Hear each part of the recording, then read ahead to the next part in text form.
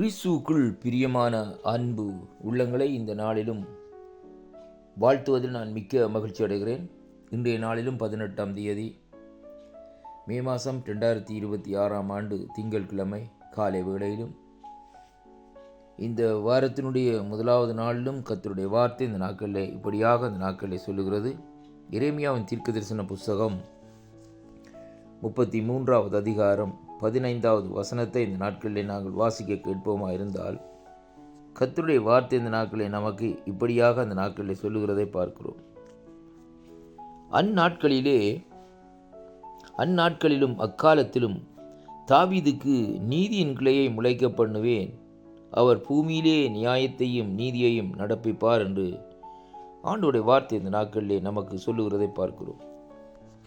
தேவன் நமக்கு இங்கே நீதியையும் நியாயத்தையும் நடப்பிக்கிற தேவனாய் இந்த நாட்களில் இருக்கிறார் என்று சொல்லி இங்கே பார்க்கிறோம். பூமியிலே அருமை பிள்ளைகளே, பாருங்கள், அங்கே 14வது வசனத்தை வாசிக்கிற வேளையிலே வேதம் சொல்லுகிறது, இதோ நாட்கள் வரும், கர்த்தர் சொல்லுகிறார், அப்பொழுது நான் இஸ்ரவேலின் குடும்பத்துக்கும் யூதாவின் குடும்பத்துக்கும் சொன்ன நல்வார்த்தைகளை நிறைவேற்றுவேன் என்று. தேவன் இந்த நாட்களிலே பாருங்கள், ஒவ்வொரு நாட்களை நியமித்து வைத்துக்கிறதை பார்க்கிறோம். என்னென்ன வேளையிலே என்னென்ன காரியத்தை செய்ய வேண்டும் என்பதைத்தான் கர்த்தர் இந்த நாட்களிலே நம்முடைய வாழ்க்கையிலே கூட நினைத்து வைத்துக்கிறார். அப்படியானால் அந்த காலங்கள் நேரங்கள் வருகிற வேளையிலே தான் தேவன் அந்த இடத்திலே அந்த வார்த்தைகளை நிறைவேற்றுகிற தேவனாய் இருக்கிறார் என்பதைத்தான் இந்த வார்த்தை ஊடாக இன்றைக்கு நாங்கள் பார்க்கக்கூடியதாக இருக்கிறது. தாவீது ராஜாவை குறித்து இந்த நாட்களிலே வேதம் சொல்லுகிறது, அந்த நாட்கள் வருகிற வேளையிலும் அந்த காலத்திலும் தாவீதுக்கு நீதியின் கிளையை முளைக்க பண்ணுவேன் என்றும் அவர் பூமியிலே நியாயத்தையும் நீதியை நடப்பிப்பார் என்று சொல்லி அந்த இடத்திலே சொல்லப்படுகிறதை பார்க்கிறோம். அருமையான அன்பு பிள்ளைகளே, அது மட்டுமல்ல, யூதாவிற்கு ரட்சிப்பை குறித்து ஆண்டவர் இந்த நாட்களில் ஒரு நாளை இந்த நாட்களை வைத்துக்கிறதை பார்க்கிறோம்.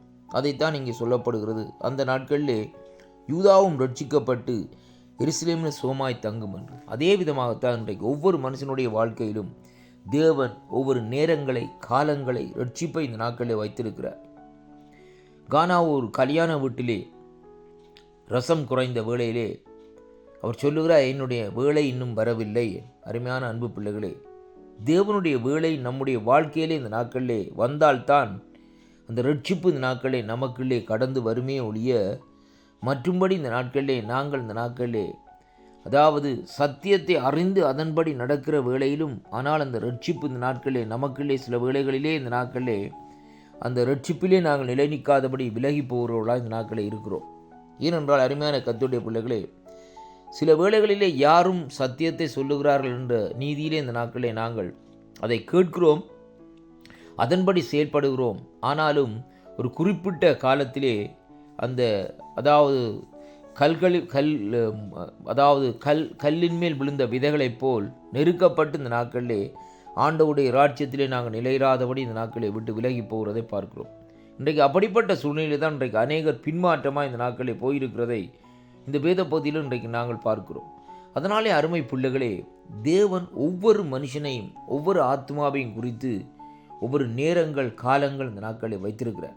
அந்த நேரங்கள் காலங்கள் வருகிற வேளையிலே அவர் தன்னுடைய ரட்சிப்பின் கரத்தை இந்த நாட்களில் அவர்கள் மேல் நீட்டி இந்த நாட்களிலே அவர்களை அழைத்து தன்னுடைய ராஜ்யத்திலே இந்த நாட்களிலே தன்னுடைய ஊழியத்தை செய்யும்படியாக அந்த நாட்களிலே நியமிக்கிறதை பார்க்கிறோம்.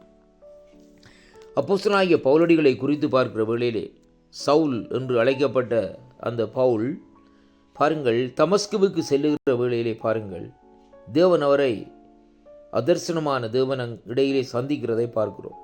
அவர் சந்தித்த தேவன் அவரோடு பேசுகிற வேளையிலே அந்த இடத்திலே பாருங்கள், அந்த அழைப்பின் நிமித்தம் அவரை விட்டு விலகாதபடி தொடர்ந்து மரண பரியந்தம் அங்கே தன்னுடைய வாழ்க்கையை அர்ப்பணித்து அவருடைய சித்தத்தை அவருடைய திட்டத்தை செய்து முடித்தார் என்று சொல்லி பார்க்கிறோம். அதுதான் தேவனுடைய அழைப்பு.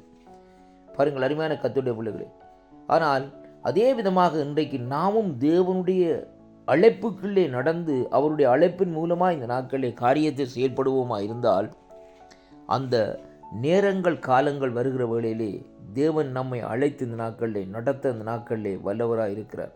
அருமையான கர்த்தருடைய பிள்ளைகளே, இந்த வாக்குத்தத்தம் நம்முடைய வாழ்க்கையில் ஒரு ஆசீர்வாதத்தையும் திருப்பத்தையும் கொண்டு வரும். அதனாலே அவருடைய அழைப்புக்காக காத்திருங்கள். அழைக்கப்பட்ட உடனே அவரோடு கூட செயல்படுங்கள். கர்த்தர் உங்களை நிறைவாக ஆசீர்வதிப்பாராக. ஆமேன், ஆமேன்.